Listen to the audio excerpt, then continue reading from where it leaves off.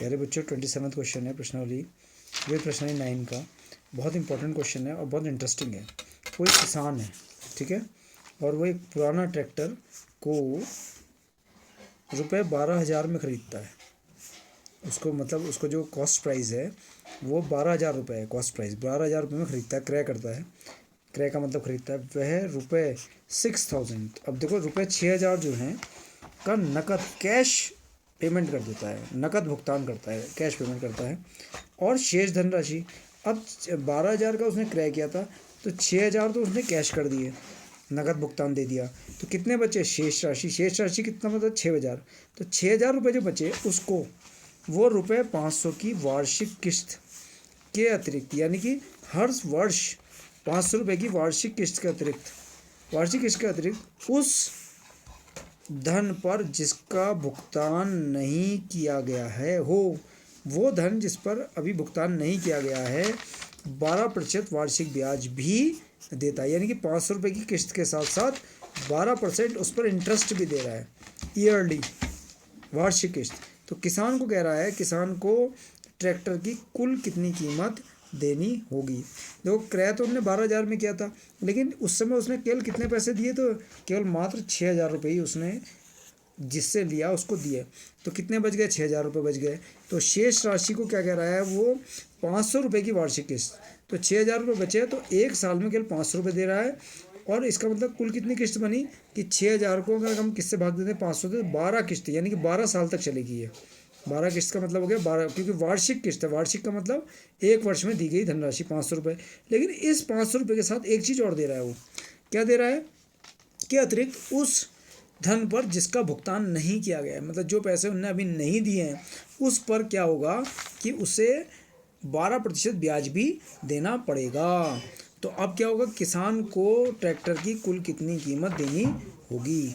तो क्रय मूल्य जो है वो ट्रैक्टर का, जो उन्होंने ट्रैक्टर खरीदा,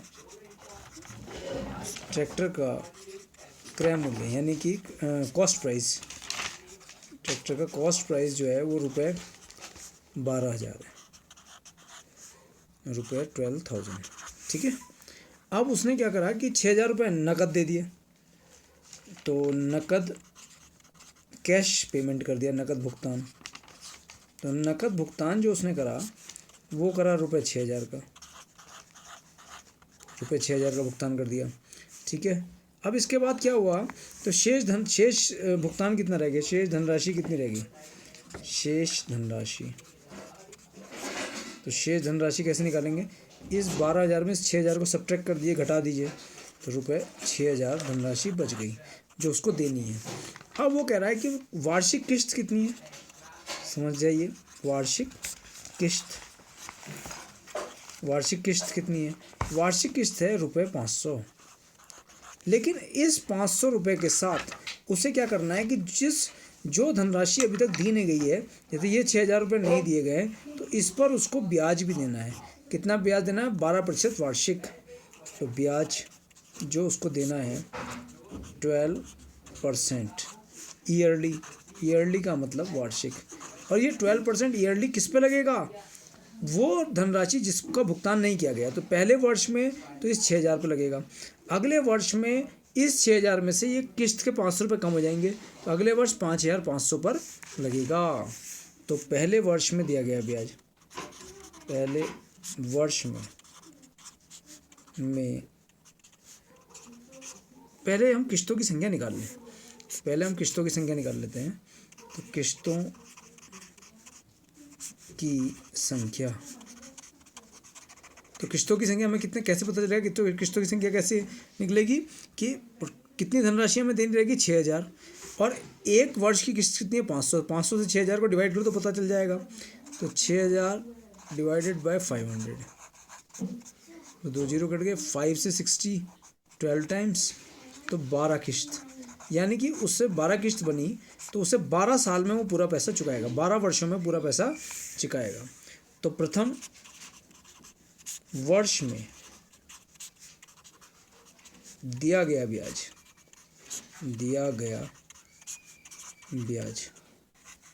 पहले वर्ष में दिया गया ब्याज, तो मूलधन गुणा दर, ये principal amount, rate of interest time समय अपॉन 100। तो मूलधन कितना हो गया 6,000, वो धनराशि जो नहीं चुकाई गई है, शेष धनराशि गुणा दर 12, समय 1 वर्ष और 100, तो 0 0, तो यानी कि ₹12 6 720। तो 720 रुपये उसने, 500 रुपये तो दिए, 500 रुपये तो किस्त का दिए, और 500 रुपये के साथ 720 रुपये ब्याज भी दिया, यानी कि 1220 रुपये दिए। अब दूसरे वर्ष में दिया गया ब्याज, दूसरे वर्ष में दिया गया ब्याज, तो इसको समझना जरा। मूलधन, principal amount, rate of interest दर, और टाइम समय अपॉन 100। तो मूलधन, आप देखो पहले वाले में मूलधन 6,000 था, लेकिन इस 6,000 में से 500 किस्त के कट गए, तो कितने बचे 5,500। इसी को समझना है कि मूलधन अब हो जाएगा 5,500, दर रेट ऑफ इंटरेस्ट 12 ही है, टाइम 1 ईयर का हो गया अपॉन 100, 0 0 2 0 कैंसिल हो गए, तो 12 5 66, 12 5 60 और 66। तो पहले वर्ष में 720 रुपये ब्याज दिया था क्योंकि वो 6,000 रुपये पर लगा था, अब 660 रुपये ब्याज दे रहा है क्योंकि 5,500 पर लग रहा है। और तीसरे वर्ष में दिया गया ब्याज, तीसरे वर्ष में दिया गया ब्याज, तो तीसरे वर्ष में दिया गया ब्याज, मूलधन गुणा दर गुणा समय बटे 100। तो अब मूलधन देखिए आप, पहले मूलधन 6,000 पर था, ये वो धनराशि जिस पर जो नहीं लौटाई गई थी इसलिए ब्याज लगा इस पर, फिर 500 रुपये पहले वर्ष में दे दिया हमने तो कम हो गए, 5,500 हो गए। अब तीसरे वर्ष में क्या हुआ, ये इसमें से 5,500 रुपये फिर कम हो गए, 500 फिर कम हो गए, तो कितना बचा मूलधन 5,000। 5,500 में से 500 तो हमने किस्त दे दी, तो 5,000 बचे। दर आपको पता है ये 12 है, समय आपको पता है 100 है, नहीं समय 1 है, और डिवाइडेड बाय 100, 0 से 0 कैंसिल हो गया, तो 12 5 60। अब कितना आ गया ₹600। तो तीसरे वर्ष में जो ब्याज दिया हमने वो 600 रुपये का दिया, 600 रुपीज़ का। इसको काट के मैं यहाँ लिख देता हूँ 600 रुपीज़। तो ये हमने ब्याज दिया 600 रुपये। तो अब ऐसे ही हम 12 वर्ष तक तो नहीं निकालेंगे, तो ब्याज के लिए जो श्रेणी बन रही है, ब्याज की श्रेणी, तो ब्याज से जो श्रेणी बनी क्या बनी, पहले वर्ष हमने दिया 720, फिर 660 और फिर 600। तो ऐसा हम कब तक ब्याज देंगे, 12 वर्षों तक देंगे, तो इसलिए हम सबका सम हमें निकालना पड़ेगा। तो इसको हम चेक कर लेते हैं, समांतर है गुणोत्तर है।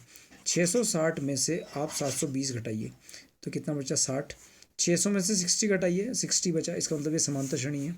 तो ए बराबर 720, डी बराबर 660 माइनस 720, तो कितना बचा माइनस का 60। तो ये ब्याज की रकम अब हम देखेंगे 12 वर्षों तक, और समय n बराबर कितना है 12 ईयर्स, 12 वर्ष, क्योंकि 12 किस्तें हैं, 12 वर्षों तक देना है हमें।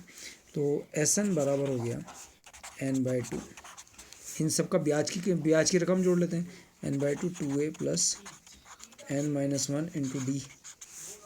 तो S 12 वर्षों का ब्याज 12/2, 2 इंटू ए की वैल्यू 720 है, n 12 - 1 12 वर्षों का ब्याज इंटू डी की वैल्यू है -60, ठीक है।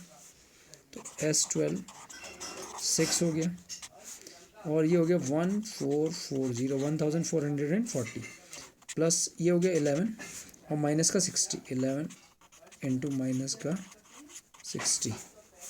तो S12 बराबर 6 इंटू 1440 माइनस 660। S12 बराबर 6 इंटू, इसको माइनस 0 हो गया, 14 में 6 8 हो गया, 13 में 6 7 हो गया, 7 80 हो गया। तो S12, तो ब्याज की जो रकम आ गई है 600 6 8 जा 48 4680, 6 7 जा 42 और 4, तो यानी कि ब्याज हमने 12 वर्षों में कितना ब्याज दिया 4680। तो 12 वर्षों या किस्तों 12 वर्षों में दिया गया ब्याज दिया गया ब्याज, 12 वर्ष में दिया गया ब्याज रुपये 4,680। ठीक है, तो ट्रैक्टर की कुल कीमत, ट्रैक्टर की कुल कीमत, तो ट्रैक्टर की कुल कीमत कितने रुपए का ट्रैक्टर था? 12,000 का था। ठीक है, और इसमें कितने ब्याज दे दिया आपने? रुपये 4680। तो ये आ गया रुपये 12,000 में 4,680 ऐड करा तो 16,680 रुपीज़ का आपका वो ट्रैक्टर आया, जिसको आपने 16,680 रुपये में ख़रीदा। मतलब उसको जब आपने प्रति वर्ष क्या दिया? 12% ब्याज दिया। कौन सी रकम पर, कौन सी धनराशि पर? 6,000 रुपये की धनराशि पर, वो भी हर साल 500 रुपये कम होती जा रही थी। तो ये क्वेश्चन आपको समझ में आ गया होगा मेरे ख्याल से अच्छे से।